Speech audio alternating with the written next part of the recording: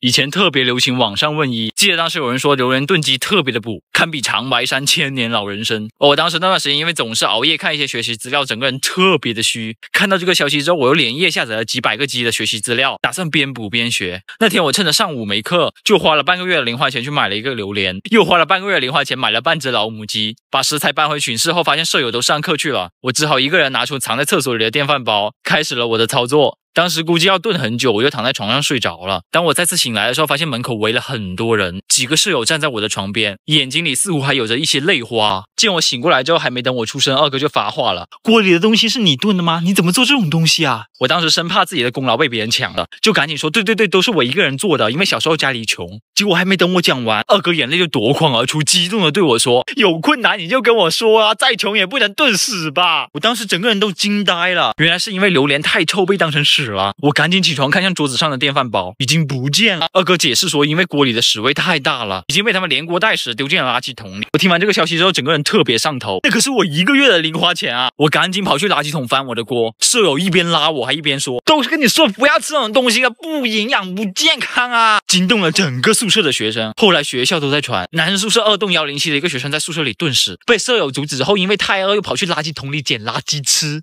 What？ 以前老爸为了锻炼我去买东西的能力，经常会给钱让我去跑腿。可是俗话说得好，男人有钱就变坏。当我拿到钱以后，手脚就不听使唤的跑去小卖部买辣条了。事后剩下的钱不够了，就用其他充数，买机油就掺花生油，买花生油就掺植物油，甚至买 A4 纸的时候就掺点家里的大便纸。虽然每一次都差点被打成大便，但为了辣条这点痛不算什么。然而让我没想到的是，直到那包芝麻糊的出现改变了一切。小时候过年亲戚之间走动都喜欢送一包芝麻糊，村里的人拿到之后都不舍得吃，就送给别人。我们家也一样，所以这是我第3次见到他了。本着让他找到一个家的原则，我就把它拆开来吃了。可我爸答应了，明天要给二哥家送芝麻糊，眼看我就要挨揍了。机智的我对我爸说要将功抵过，再去买一包芝麻糊回来。没办法，我爸只好强忍着打我一顿的欲望，让我再去买一包。又因为当时芝麻糊很贵，我就拿到了很多钱。拿到钱后，我直接跑去小卖部啥贵买啥吃，一下子吃了个爽。吃到最后想起我爸差点全都吐出来了，而剩下的钱只够买1小包芝麻糊了。一路上我心情特别的忐忑，害怕回去我爸又把我揍一顿。结果走到二哥家的时候，发现他门口有一堆石灰，跟芝麻糊长得特别像。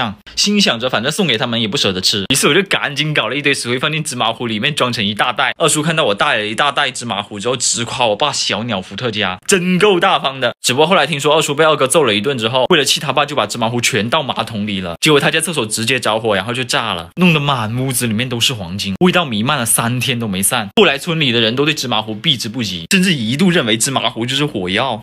上大学的时候，不知道你们有没有那种开着豪车、穿着满身潮牌来上课的土豪同学？关键是人家还是真的优秀，跟我们这些穿着裤衩背心上课的男生一比，我们就特别的寒碜。于是我一心要改变，怎么说也要变成一个精致的猪猪男孩。我们宿舍的兄弟们选择了去兼职，而我呢，身为王男人和他们的思路就不太一样。毕竟出去兼职太累，还赚不到什么钱。我直接就找到了我的土豪兄弟，毕竟近朱者赤，近墨者黑，近他一点，那离暴富也就更近一点了。于是对他说，不管做什么也要算上我一份。土豪人还是很好的，一开始天天带着我坐着他的豪车出去兜风，衣服换了一件又一件。就这样过去1个月以后，我感觉自己做好了一个小弟该做的，成功赢得了土豪的信任，终于有机会可以和他一起发家致富了。于是我就问土豪他是怎么赚钱的。土豪笑了笑对我说：“啊，这个你就是太天真了，你以为我的球鞋潮牌都很贵吗？”接着他当着我的面掏出了手机，打开了一个小图表，在识货 APP 花200元就能买一身正品潮牌，而且最近还有活动能领100元现金红包，还不和我一样赶紧用起来。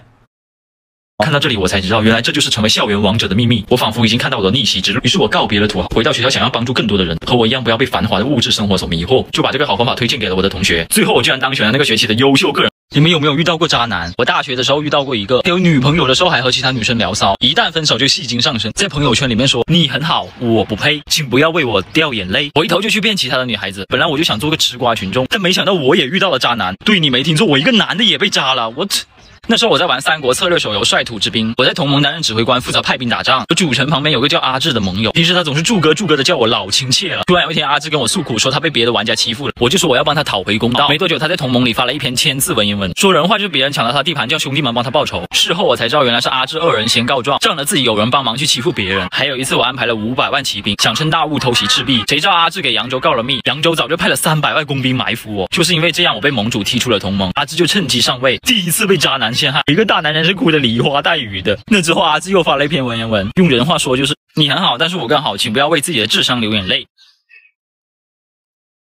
上学的时候最让人幸福的课就是体育课，如果比这还要幸福，那就是体育课在最后一节，因为最后一节的体育课你往往可以提前去食堂，不用排队，所以我一般称这种饭点体育课为神的打饭时间。我高中就有神的打饭时间，只不过很可惜的是，我们体育老师是神他妈的时间管理者，其他班就是做一套广播体操就可以自由活动了，我们体育老师还要跑步、跳绳、踢毽子，恨不得整节体育课都用来运动。下课后我们和其他班也一样，也不用排队打饭了，因为根本累得吃不下。直到有一次我们体育老师生病了，换了别的班的老师来上课，那一次我和二哥终于真真切切体会到了提前打饭的好处。以前都是有好菜的窗口一堆人排，现在就是想吃啥吃啥。我和二哥打算整点大的，直接就拿宿舍的洗脚盆出来打饭，打算连舍友的一起打了，顺便可以挣点外快。刚打完满满的一盆，我们班就有几个同学跑过来说体育老师回来了，要在操场集合。严格来说我们是不信的，但是那几个同学发了毒誓，于是我二哥就端着盆打算去操场看他们的笑话，结果去到了发现是真的。当时老师买药正好路过学校，想着没下课就跑来看看我们，真不愧是神他妈的时间管理者。老师看到我和二哥那盆饭后特别的生气，就罚我们抱着盆跑1000米，还不许把饭洒出来。本来老老实实的跑就完事了，二哥偏要边跑边吃，把米撒的到处都是。跑完后老师又让我们把米捡干净，于是操场出现了这样一幕：2个学生拿着洗脚盆围着操场夹饭粒到盆里。当天晚上就有人在学校贴吧爆出了我和二哥的照片，标题居然是我校贫困生没钱买碗，竟用洗脚盆在操场捡饭吃。有谁知道他们是哪个班的吗？不过后来我们也因祸得福，受到了学校领导的重视，只要我拿着那个洗脚盆去打饭就可以免费领一些饭菜，但是那个盆是粉红色的，这还不是最尴尬的，每次打饭那个阿姨都问我，你是来要饭的吧？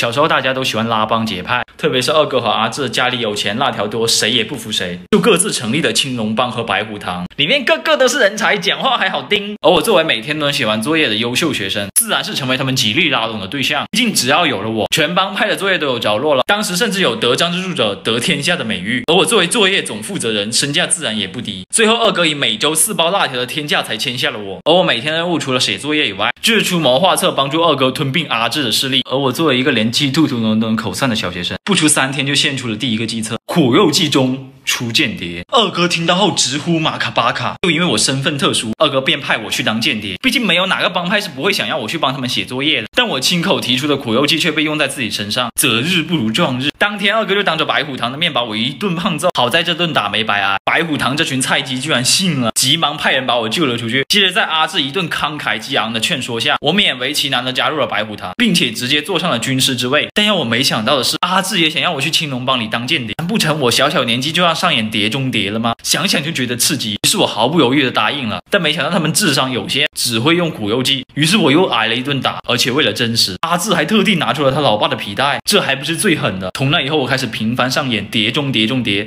谍中谍中谍中谍，隔3差我挨一顿打，真的是死亡如风，常伴无声。直到那个月黑风高的晚上，我妈让我去打酱油，我走在路上看见阿志和二哥勾肩搭背的谈笑风生，就悄悄摸上去听他俩说什么。二哥对阿志说，张之柱这个家伙仗着自己作业写得好，整天神气的跟个熊似的。对呀，这最后还不是落入我们圈套，这个月打得真他妈爽。原来事情真相是这样，那就怪不得我了。5月22号晚8点，来我直播间听我如何制霸二哥和阿志。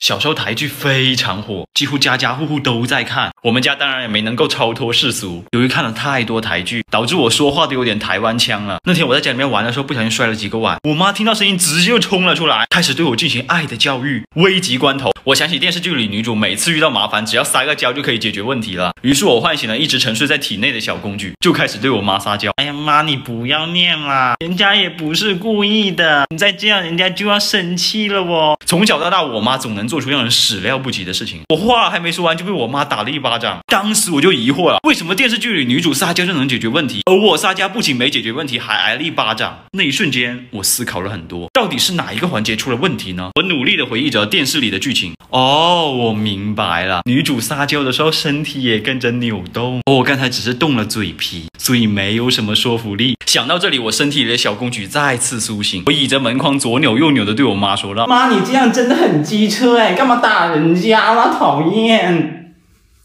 那天要不是我爸提前下班拦住了我妈，我就真的可以成为一个女生了呢。